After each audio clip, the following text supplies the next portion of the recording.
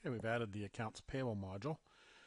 So once you come into payables by clicking on it, you're presented with your list of your vendors with their current aging.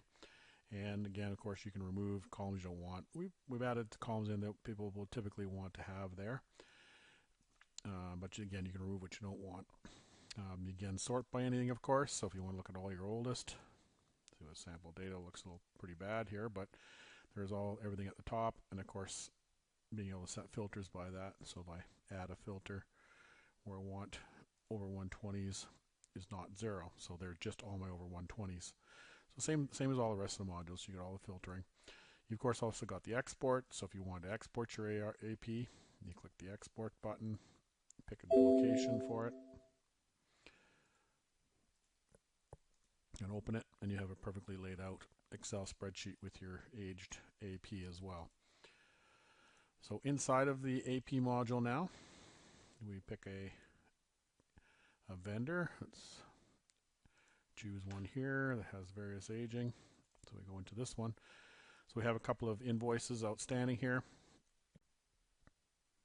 And if you wanted to pay them, you simply highlight the ones you want to pay and you click the payment button. So then you're presented with the posting screen. So it picks the next check number, but we do allow you to on the fly change the check number to what you want. So if you've used up the next check number or the previous check number for a manual and you want to switch this to 2006, if I now print this check, it will advance my next check number to 2007. So it remembers what you last did. You can also uncheck print the print check, and then it won't print the check. And then of course you can type in something like online or something like that here as well. But I'll just leave the check number. And then this is the auto post on and off. So by default it'll set the way you're set, and if you're not allowed to change that, this will be grayed out.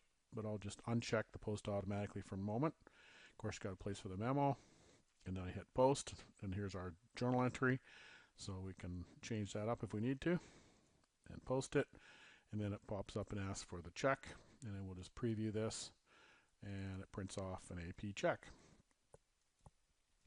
So that's the printing of checks.